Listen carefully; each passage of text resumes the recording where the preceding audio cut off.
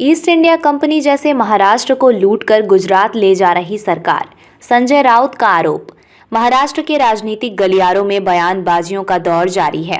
शिवसेना उद्धव गुट के नेता समय समय पर भाजपा और शिंदे गुट पर निशाना साधते रहते हैं। अब उद्धव गुट से सांसद संजय राउत ने भाजपा पर महाराष्ट्र को लूटने का आरोप लगाया है। राउत ने भाजपा पर महाराष्ट्र से बड़े बड़े प्रोजेक्ट्स को गुजरात शिफ्ट करने का आरोप लगाया है। इसके साथ ही राउत ने इंडिया गठबंधन में सीट शेयरिंग और राम मंदिर के मुद्दे पर भी बात रखी है।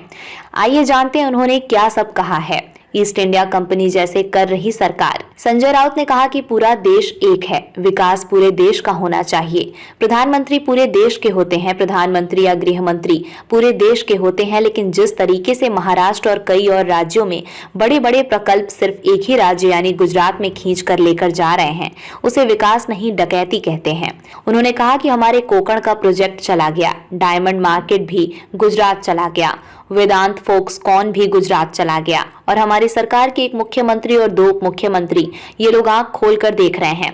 राउत ने कहा कि इस देश का विकास होना चाहिए, लेकिन सबने अपने राज्यों को विकसित बनाया, लेकिन आपका टारगेट है महाराष्ट्र मुंबई को कमजोर करना और यहाँ की संपत्ति गुजरात लेकर जाना है।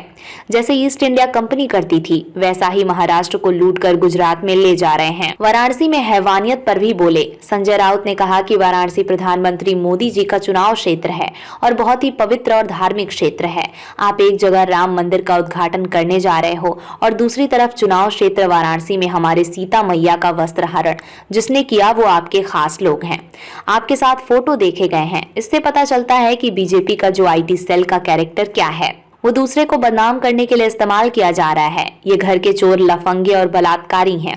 सीट शेयरिंग पर भी बोले। संजय राउत ने इंडिया गठबंधन के बीच सीट शेयरिंग के मुद्दे पर भी बयान दिया। उन्होंने कहा कि इस बारे में बात हो रही है, जब सामने प्रस्ताव आ जाएगा तब निर्णय लिया जाएगा। उन्होंने कहा कि कांग्रेस पार्टी और राष्ट्रवादी कांग्रेस पार्टी ने भी प्रकाश आंबेडकर को महाविकास अघाड़ी में न्योता दिया है और उद्धव ठाकरे को कहा है कि आप एनसीपी, शरद पवार और कांग्रेस के दिल्ली शीर्ष नेतृत्व से बातचीत करिए।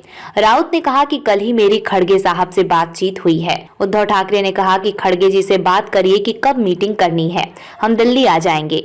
महाराष्ट्र में जो बातचीत करनी है उसके लिए एक कमेटी की स्थापना की गई है। पहले उनसे बातचीत होगी, बाद में हम खड़गे साहब और राहुल जी से बात करेंगे।